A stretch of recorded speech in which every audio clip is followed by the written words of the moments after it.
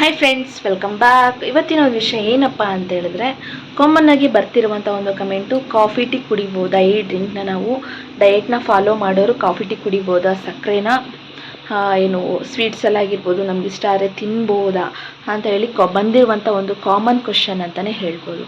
ಇದಕ್ಕೆಲ್ಲ ನಾನು ಲೈವಾಗಿ ನಾನು ಯಾವ ಥರ ಕಾಫಿನ ಮೇ ಬಿ 2 ಡೇಸ್ ಒಂದ್ಸರಿ, 1 ಡೇ ಒಂದ್ಸರಿ ಈ ಥರ ಎಲ್ಲ ನಾನು ಕುಡಿಯೋದನ್ನ ಲಿಮಿಟಲ್ಲಿ ಇರೋದುಂಟು. ಓಕೆನಾ?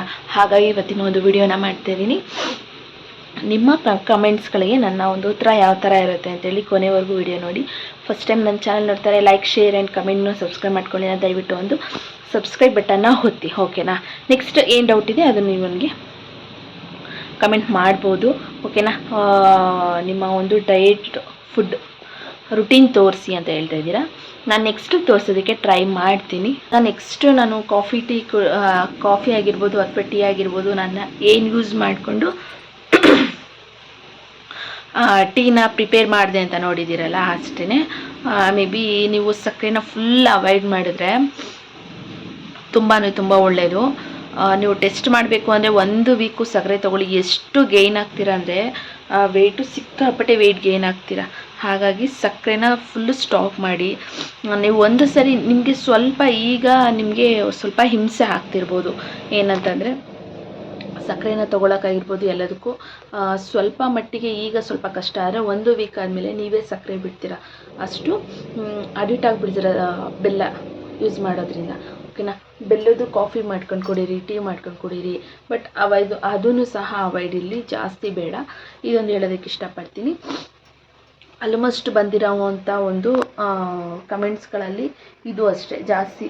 ಕಾಫಿ ಟೀ ಕುಡಿಬೋದಾ, ಏನು ಮಾಡ್ತೀರಾ, ನೀವು ಎಷ್ಟು ದಿನಕ್ಕೆ ಕುಡಿತೀರಾ, ಈ ಥರ ಎಲ್ಲ ಮಾಡಿದ್ದಾರೆ. ನಾನು ಮಾರ್ನಿಂಗ್ ಡ್ರಿಂಕ್ ಕುಡ್ಕೊಂಡು ಸ್ವಲ್ಪ ವಾಕ್ ಮಾಡ್ಕೊಂಬಂದೆ, 2 ಅವರ್ಸ್. ಓಕೆನಾ? ಇನ್ನೂ ಜಾಸ್ತಿನೇ ಆಗಿದೆ. ಹಾಗೆಯೇ ಸ್ವಲ್ಪ ಹಾಲು ಹಾಕ್ತಿದ್ದೀನಿ. ಆಲ್ರೆಡಿ ನಮ್ಮ ಮಮ್ಮಿ ಮಾಡ್ಕೊಂಡು ಕುಡ್ದಿದ್ದಾರೆ. ಅವರು ಅಷ್ಟೇ. ನಮ್ಮ ಅಮ್ಮನ ಮನೇಲೂ ಅಷ್ಟೇ ಫುಲ್ಲು ಬೆಲ್ಲನೇ ಯೂಸ್ ಮಾಡೋದು. ಅದಕ್ಕೇ ಸ್ವಲ್ಪ ನಾನು ಹಾಲನ್ನ ಆ್ಯಡ್ ಮಾಡಿದೆ. ಓಕೆನಾ? ಎಷ್ಟು ನಾನು ಬೆಲ್ಲ ಹಾಕ್ತೀನಿ ಅಂತ ನೋಡ್ಬೋದು. ನಿಮಗೆ ಬೆಲ್ಲ ಅಷ್ಟು ನಮಗೆ ಕಂಫರ್ಟಬಲ್ ಇಲ್ಲ ಅಂದರೆ ಆರ್ಗಾನಿಕ್ ಬೆಲ್ಲ ಅಂತ ಸಿಗುತ್ತೆ. ಅಂದರೆ ಇದಕ್ಕಿಂತ ಶುಗರ್ ಕಮ್ಮಿ ಇರುತ್ತೆ ಅದು. ಓಕೆನಾ? ಅದಕ್ಕೆ ಸ್ವಲ್ಪ ಟೀ ಪುಡಿ, ಓಕೆನಾ, ಒಂದು ಎಷ್ಟು ಬೇಕೋ ಅಷ್ಟು ಟೀ ಪುಡಿ ನೀವು ಹಾಕ್ಕೋಬೋದು. ಸ್ವಲ್ಪ ತೀರ ಸ್ವೀಟ್ ಬೇಡ, ಸ್ವಲ್ಪ ಮೀಡಿಯಮ್. ಕುಡಿಬೋದು ಅಂತ ಅನಿಸಿದ್ರೆ, ಫೀಲ್ ಬಂದರೆ ಸಾಕು. ಅಷ್ಟಕ್ಕೆ ನೀವು ಸ್ಟಾಪ್ ಮಾಡ್ಕೋಬೋದು. ಅಷ್ಟೇ, ನೀವು ಬೆಲ್ಲ ಹಾಕ್ಕೊಂಡ್ರೆ ಸಾಕು. ಓಕೆನಾ? ನಿಮಗೆ ಇದು ಇಷ್ಟ ಇಲ್ಲ ಅಂತ ಹೇಳಿದ್ರೆ ನೀವು ಆರ್ಗಾನಿಕ್ ಬೆಲ್ಲ ಅಂತ ಸಿಗುತ್ತೆ. ಸ್ವಲ್ಪ ಬ್ಲ್ಯಾಕ್ ಬರುತ್ತೆ, ಅದು ಬ್ರೌನ್ ಕಲರು ಬ್ಲ್ಯಾಕಿಶ್ ಬರುತ್ತೆ. ನೀವು ಅದನ್ನು ಯೂಸ್ ಮಾಡ್ಬೋದು. ಅದು 1 kg ಬಂದು ಆವಾಗ 60-70 ಇತ್ತು. ಬಟ್ ಈಗ ಎಷ್ಟಾಗಿದೆಯೋ ಗೊತ್ತಿಲ್ಲ. ಅದನ್ನು ಯೂಸ್ ಮಾಡಿದ್ರೆ ಆರೋಗ್ಯಕ್ಕೆ ತುಂಬ ಒಳ್ಳೆಯದು. ನೋಡಿ, ಇದು ನಾರ್ಮಲ್ ಬೆಲ್ಲ ಪುಡಿ ಮಾಡಿ ಇಟ್ಕೊಂಡಿರೋದು.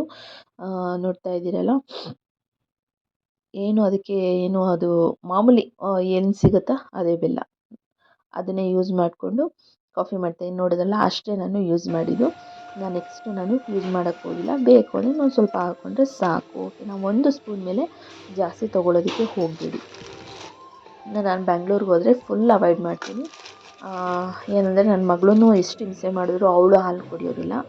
ಹಾಲು ಬೇಕು ಅಂದಾಗ ಅವಳು ತೊಗೊಂಬಂದು ಮಾಡಿಕೊಡ್ತೀವಿ. ನಾವು ಕಂಪ್ಲೀಟಾಗಿ ಸ್ಟಾಪ್ ಮಾಡ್ತೀವಿ. ಅಲ್ಲಿ ಕಾಫಿ ಟೀ ಆಗಿರ್ಬೋದು ಎಲ್ಲ ಕಂಪ್ಲೀಟಾಗಿ ಸ್ಟಾಪ್ ಮಾಡಿದ್ರೆ ನಮ್ಗೆ ಇನ್ನೂ ಒಳ್ಳೆ ರಿಸಲ್ಟ್ ಬರುತ್ತೆ. ಓಕೆನಾ? ಇಲ್ಲಿ ಅಷ್ಟು ನಾನು ಡಯೆಟ್ ಆಗಿರ್ಬೋದು ಮತ್ತೊಂದು ಮಾಡೋಕ್ಕಾಗ್ತಾಯಿಲ್ಲ. But limit. ಓಕೆನಾ? ಅದೊಂದು ತಲೆಯಲ್ಲಿ ಇಟ್ಕೊಳ್ಳಿ. ಇನ್ನೇನೋ ಟೀ ಓಕೆನಾ ಪ್ರಿಪೇರ್ ಆಯಿತು. ಕೆಲವೊಬ್ರಿಗೆ ಹೇಗಂದರೆ ಕಾಫಿ ಟೀ ಕುಡಿದ್ರೆ ತಲೆನೋವು ಹೋಗುತ್ತೆ, ಮೈಂಡ್ ಫ್ರೆಶ್ ಆಗುತ್ತೆ, ಈ ಥರ ಎಲ್ಲ ರೂಢಿ ಮಾಡ್ಕೊಂಡಿರ್ತಾರೆ. ಅಂಥವ್ರಿಗಷ್ಟೇ. ಇಲ್ಲ ನಾವು ಫುಲ್ ಅವಾಯ್ಡ್ ಮಾಡ್ತೀವಿ ಅನ್ನೋರು, ಸ್ವೀಟ್ಸ್ ಆಗಿರ್ಬೋದು, ಈ ರೈಸ್ ಐಟಮ್ ಆಗಿರ್ಬೋದು, ಮತ್ತು ಆಯಿಲ್ ಐಟಮ್ ಆಗಿರ್ಬೋದು, ಈ 3 ಐಟಮ್ ಬಿಟ್ಟರೆ ಸಾಕು, ಆಟೋಮೆಟಿಕ್ ಕಮ್ಮಿ ಆಗ್ತೀರಾ. ಲಿಮಿಟಲ್ಲಿರಲಿ. ನಿಮ್ಮ ಒಂದು ಊಟ ತಿಂಡಿ ನಿಮ್ಮ ಒಂದು ಲಿಮಿಟಲ್ಲಿರಲಿ. ಓವರಾಗಿ ತಿನ್ನೋದಾಗಿರ್ಬೋದು, ಮಲಗೋಕ್ಕೆ ಆಗದಲೇ ಹಾಗೆ ತಿನ್ನೋದಾಗಿರ್ಬೋದು, ಅವೆಲ್ಲ ಮಾಡ್ಕೊಳ್ಳೋಕ್ಕೆ ಹೋಗಬೇಡಿ. ಓಕೆನಾ? ಮತ್ತು ಆವಾಗಲೂ ಡೇಯಲ್ಲಿ ಆ್ಯಕ್ಟಿವ್ ಆಗಿರಿ. ಮಲ್ಕೊಳ್ಳೋದು, ಕೂತ್ಕೊಂಡೇ ಇರೋದು, ಮಲ್ಕೊಂಡೇ ಇರೋದು, ಆ ಥರ ಎಲ್ಲ ಮಾಡ್ಕೊಳ್ಳೋದು ಬೇಡ. ಆ್ಯಕ್ಟಿವ್ ಆಗಿರಿ. ಓಕೆನಾ? ವಯಸ್ಸಾದಮೇಲೆ ಇದ್ದೇ ಇರುತ್ತೆ. ನಾವು ಮಲ್ಕೊಳ್ಳೋದಾಗಿರ್ಬೋದು, ರೆಸ್ಟ್ ಮಾಡೋದಾಗಿರ್ಬೋದು, ಕೈಯಲ್ಲಿ ಆಗದೇ ಇರೋದಾಗಿರ್ಬೋದು, ಆವಾಗ ಆಗಿರುತ್ತೆ. ನೋಡ್ತಾಯಿದ್ದೀರಾ, ಹಾಗೆ ನಾನು ಟೀನ ಫಿಲ್ಟ್ರ್ ಮಾಡ್ತಾಯಿದ್ದೀನಿ. ನಾನು ದೊಡ್ಡ ಲೋಟ ತೊಗೊಂಡಿದ್ದೀನಿ, ಬಟ್ ಅಷ್ಟೊಂದು ನಾನು ಕುಡಿಯಲ್ಲ. ಅದನ್ನು ಸ್ವಲ್ಪ ಅದರೊಳಗಡೆ ಬಿಟ್ಬಿಟ್ಟು ಇನ್ನು ಅಷ್ಟೊತ್ತಿಗೆ ನಾನು ಟೀ ಮಾಡ್ಕೊಂಡು ಹೊರಗಡೆ ಬರೋಷ್ಟೊತ್ತಿಗೆ ಬಿಸಿಲು ಬಂದಿತ್ತು. ಓಕೆನಾ, ಎಳೆ ಬಿಸಿಲು ಬಂದಿತ್ತು. ಒಂದು 7:30 ಅಂದ್ಕೊತೀನಿ. ಒಂದು ಬಿಸಿಲು ಕಾಯಿಸೋಣ ಅಂತ ಹೇಳಿ ಬಂದೆ. ಓಕೆನಾ, ಅದು ತುಂಬ ಬೆನಿಫಿಟ್ಸ್ ಇದೆ. ಮಾರ್ನಿಂಗ್ ಎಳೆ ಬಿಸಿಲಲ್ಲಿ ನಮ್ಮ ಮುಖ ತೋರಿಸೋದಾಗಿರ್ಬೋದು, ನಮ್ಮ ಒಂದು ಮೈ ಒಡ್ಡೋದ್ರಿಂದ ಅದರಿಂದ ವಿಟಮಿನ್ ಡಿ ಕಮ್ಮಿ ಆಗಿದ್ದರೆ, ಏರ್ ಫಾಲ್ ಏನಾದರೂ ನಮಗೆ ಕಮ್ಮಿಯಾಗಿ ಕಂಟ್ರೋಲ್ ಆಗ್ತಾಯಿಲ್ಲ, ಜಾಸ್ತಿ ಆಗ್ತಾ ಇದೆ ಅಂತಂದರೆ ಅದು ಕಂಟ್ರೋಲ್ ಆಗುತ್ತೆ. ಓಕೆನಾ, ಈ ಒಂದು ಟಿಪ್ಪು ಹೇಳೋದಕ್ಕೆ ಇಷ್ಟಪಡ್ತೀನಿ. ನೋಡಿ ತೋರಿಸ್ತಾ ಇದ್ದೀನಿ. ನಾನು ಇಷ್ಟೇಷ್ಟು ತೊಗೊಂಡಿದ್ದೀನಿ. ಓಕೆನಾ, ಲೋಟ ದೊಡ್ಡದಿದೆ, ಬಟ್ ಇಷ್ಟೇಷ್ಟು ತೊಗೊಂಡಿದ್ದೀನಿ. ಡೇ ಬೈ ಡೇ ಒಂದು ಚೂರು ಕಮ್ಮಿ ಮಾಡ್ಕೊಂಡು ಬಂದು ಸ್ವಲ್ಪ ತೊಗೊತಾ ಇದ್ದೀನಿ. ಓಕೆನಾ, ನಾನು ಈಗಲೆಲ್ಲ ಮುಂಚೆನೂ ಅಷ್ಟೇ ಕಮೆಂಟ್ಸ್ಗಳು ಬಂದಿದೆ, ಮತ್ತು ಕೆಲವೊಂದು ಇನ್ಸ್ಟಾಗ್ರಾಮಲ್ಲಿ ತುಂಬ ಫಾಲೋವರ್ ಇರೋರು ಅದೆಲ್ಲ ಡೀಪಾಗಿ ಕೇಳಿದ್ದೀರ ಕ್ವಶನ್ಗಳನ್ನ. ಹಾಗಾಗಿ ಡೈಲಿ ತೊಗೊಳ್ಳೋ ಈ ಡ್ರಿಂಕ್ ತೊಗೊಂಡು ಸ್ವಲ್ಪ ನೀವು ವಾಕ್ ಮಾಡೋದಾಗಿರ್ಬೋದು, ಎಕ್ಸಸೈಸ್ ಮಾಡೋದಾಗಿರ್ಬೋದು, ಇವೆಲ್ಲ ಮಾಡೋದ್ರಿಂದ ಸಿಕ್ಕಾಪಟ್ಟೆ ಬೇಗ ರಿಸಲ್ಟ್ ನೋಡ್ತೀರಾ ಅಂತಲೇ ಹೇಳ್ಬೋದು. ಓಕೆನಾ, ಇದೊಂದು ತಲೆಯಲ್ಲಿ ಇಟ್ಕೊಳ್ಳಿ. ನೆಕ್ಸ್ಟು ನಾನು ಮಂಡೇ ಇಲ್ಲಾಂದರೆ ಟ್ಯೂಸ್ಡೇಯಿಂದ ನಾನು ರೆಗ್ಯುಲರ್ ಆಗಿ ಒಂದು ಟೈಮಿಂಗ್ಸ್ ಮಾಡಿಕೊಂಡು ಆ ಒಂದು ಟೈಮಲ್ಲಿ ನಿಮಗೆ ಒಂದು ವಿಡಿಯೋನ ಅಪ್ಲೋಡ್ ಮಾಡೋದಕ್ಕೆ ಟ್ರೈ ಮಾಡ್ತೀನಿ. ಈ ಒಂದು ವಿಷಯ ಓಕೆನಾ. ಆದಷ್ಟು ಸಕ್ಕರೆನ ಯೂಸ್ ಮಾಡೋದಕ್ಕೆ ಹೋಗಬೇಡಿ. ಸಕ್ಕರೆನ ಅಟ್ಲೀಸ್ಟ್ ಈ ಡಯಟ್ ಫಾಲೋ ಮಾಡ್ತಾ ಒಂದು 4 ದಿನ ಸಕ್ಕರೆ ಯೂಸ್ ಮಾಡಿದ್ರೂ ಏನೂ ರಿಸಲ್ಟ್ ಸಿಗೋಲ್ಲ ನಿಮಗೆ, ಸಿಕ್ಕಾಪಟ್ಟೆ ಗೇಯ್ನ್ ಆಗ್ತೀರಾ. ಹಾಗಾಗಿ ಈ ಒಂದು ವಿಷಯ ಹೇಳೋದಕ್ಕೆ ಇಷ್ಟಪಡ್ತೀನಿ. ಹಾಗಾಗಿ ಸಕ್ಕರೆನ ಸ್ಟಾಪ್ ಮಾಡೋದು ತುಂಬ ಒಳ್ಳೆಯದು. ಅದ್ರ ಬದಲು ನೀವು ಬೆಲ್ಲ ಯೂಸ್ ಮಾಡಿದ್ರೆ, ಸಕ್ಕರೆನ ಫುಲ್ಲು ಸ್ಟಾಪ್ ಮಾಡಿ ಬೆಲ್ಲ ಯೂಸ್ ಮಾಡೋದಕ್ಕೆ ಏನಂದರೆ ಯಾವ ಥರ ಅಂತ ಹೇಳಿದ್ರೆ ಬೆಲ್ಲ ಯೂಸ್ ಮಾಡೋದು, ನೀವು ಸಿಕ್ಕಾಪಟ್ಟೆ ಅಡಿಕ್ಟ್ ಆಗಿದ್ದೀರಾ ಏನಾದ್ರೂ ಕಾಫಿಗೆ ಅಥವಾ ಟೀಗೆ, ಸ್ವೀಟ್ಸ್ಗೆ ಏನಾರು ಅಡಿಕ್ಟ್ ಆಗಿದ್ದೀರಾ ಅಂದರೆ ಡೇ ಬೈ ಡೇ ನೀವು ಸ್ವೀಟ್ಸ್ನ ಕಂಟ್ರೋಲ್ ಮಾಡೋದು ತುಂಬ ಒಳ್ಳೆಯದು. ಹಾಗೆ ವಾಕ್ ಮಾಡೋದು ತುಂಬ ಒಳ್ಳೆಯದು. ಹಾಗೆ ಎಕ್ಸಸೈಸ್ ಮಾಡೋದು ಇವೆಲ್ಲ ಕಂಪಲ್ಸರಿಯಾಗಿ ಮಾಡ್ತಾ ಹೋದರೆ ಅಂದರೆ ಏನು ಅದಕ್ಕೆ ಒಂದು ಟೈಮ್ ಕೊಡಬೇಕು ಅನ್ನೋದಿಲ್ಲ. ನಾನು ಹೇಳುವಂಥ ಈ ಕೆಲವೊಂದು ಟಿಪ್ಸ್ಗಳು ನೀವು ಮಾಡೋದ್ರಲ್ಲೇ ಸ್ವಲ್ಪ ಚೇಂಜ್ ಮಾಡ್ಕೋಬೇಕಷ್ಟೆ. ಈಗ ಮಾರ್ನಿಂಗ್ ನೀವು ಒಂದು 6:30 7 ಎದ್ದೇಳ್ತೀರಾ ಅಂತೇಳಿದ್ರೆ ಒಂದು ½ ಮುಂಚೆ ಎದ್ದರೆ ಸಾಕು. ವಾಕ್ ಮಾಡ್ಬೋದು, ಡ್ರಿಂಕ್ ಕುಡಿಬೋದು. ಈ ಒಂದು ಪಾಯಿಂಟು. ನೈಟು ಯಾವ ಟೈಮಲ್ಲಿ ನೀವು ವಾಕ್ ಮಾಡ್ಬೋದು ಅಂದರೆ ಎಲ್ಲ ಊಟ ಎಲ್ಲ ಬೇಗ ಮುಗಿಸ್ಕೊಂಡ್ರೆ ಒಂದು 10 ಗಂಟೆಗೆ ಮಲ್ಕೊತೀರಾ ಅಂತೇಳಿದ್ರೆ ಒಂದು 9 ಗಂಟೆಯಿಂದನೇ ಸ್ವಲ್ಪ ಓಡಾಡೋದಾಗಿರ್ಬೋದು, ಸ್ವಲ್ಪ ಆ್ಯಕ್ಟಿವ್ ಆಗಿರೋದಾಗಿರ್ಬೋದು, ಇವೆಲ್ಲ ಮಾಡೋದ್ರಿಂದ ನೀವು ಬೇಗ ವೆಯ್ಟ್ ಲಾಸ್ ಆಗ್ತೀರಾ ಅಂತಲೇ ಹೇಳ್ಬೋದು. ಇವೆಲ್ಲ ನೀವು ರೂಢಿ ಮಾಡ್ಕೊತಾ ಬಂದರೆ ನಿಮಗೆ ಯಾವುದೇ ಥರದ ಅಂದರೆ ಒಳ್ಳೆ ರಿಸಲ್ಟ್ ಸಿಗುತ್ತೆ. ದಪ್ಪ ಆಗಿದ್ದೀನಿ ಅಂತ ಒಂದು ಫೀಲ್ ಆಗೋಲ್ಲ. ಹಾಗೆ ನಿಮ್ಮ ಬಾಡಿ ಶೇಪ್ ಆಗಿರ್ಬೋದು, ನಾವೆಲ್ಲಿ ಸಣ್ಣ ಆಗ್ತಿದ್ದೀವಿ, ಕೈ ಸಣ್ಣ ಆಗ್ತಾ ಇದೆಯಾ, ಮತ್ತು ಬೆಳ್ಳಿ ಫ್ಯಾಟ್ ಸಣ್ಣ ಆಗ್ತಿದೆಯಾ ಅಂತೇಳಿ ನಿಮ್ಮ ಒಂದು ಬಾಡಿಗೆ ಡಿಪೆಂಡ್ ಆಗುತ್ತೆ ಅದು. ಓಕೆನಾ, ನಂದು ಮೇಯ್ನು ನನ್ನ ಒಂದು ಬಾಡಿಗೆ ಬೆಳ್ಳಿ ಫ್ಯಾಟ್ ಬೇಗ ನಾನು ಸಣ್ಣ ಆಗ್ತಿದ್ದೀನಿ ಅಂದರೆ ಅದರಿಂದ ನನಗೆ ಗೊತ್ತಾಗುತ್ತೆ. ಅದನ್ನು ನೀವು ನೋಡಿಕೊಂಡು ನಿಮಗೆ ಅಡ್ಜಸ್ಟ್ ಆದರೆ ನೀವು ಫಾಲೋ ಮಾಡ್ಬೋದು. ಎಕ್ಸಸೈಸ್ ಮಾಡೋದಾಗಿರ್ಬೋದು, ಸ್ವೀಟ್ ಕಂಟ್ರೋಲ್ ಮಾಡೋದಾಗಿರ್ಬೋದು, ಮತ್ತು ಊಟ ಮಾಡಿದ ತಕ್ಷಣ ಮಲಗೋದಾಗಿರ್ಬೋದು, ಇನ್ನು ಸ್ವಲ್ಪ ಸೋಂಬೇರಿತನ ಬಿಟ್ಟು ಸ್ವಲ್ಪ ಆ್ಯಕ್ಟಿವ್ ಆಗಿರೋದಾಗಿರ್ಬೋದು, ಇವೆಲ್ಲ ಮಾಡೋದ್ರಿಂದ 100 to 200% ನಿಮಗೆ ಒಳ್ಳೆ ರಿಸಲ್ಟ್ ಸಿಗುತ್ತೆ. ಊಟನೂ ಅಷ್ಟೇ, ರೈಸ್ನ ಫುಲ್ಲು ಕಂಪ್ಲೀಟಾಗಿ ಬಿಡೋದಾಗಿರ್ಬೋದು.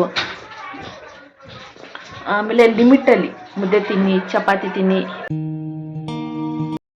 ಇವತ್ತಿನ ಒಂದು ವಿಡಿಯೋ ಇಷ್ಟ ಆಗಿದೆ ಅಂತ ಅನ್ಕೊಂತೀನಿ. ವಿಡಿಯೋ ಇಷ್ಟ ಆಗುತ್ತಲ್ಲ, ಲೈಕ್, ಶೇರ್ ಆ್ಯಂಡ್ ಕಮೆಂಟ್.